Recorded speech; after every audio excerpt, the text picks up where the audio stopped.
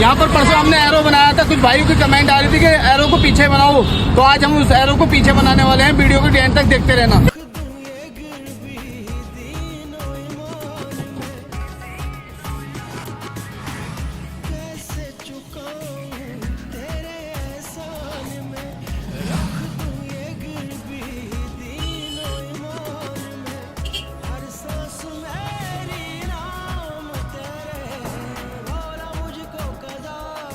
आपने देखा होगा सामने कितनी तेज नहर बह रही है और ये पुल है और यहाँ पर मोड़ा बहुत खतरनाक एक्सीडेंट होने के चांसेस रहते हैं।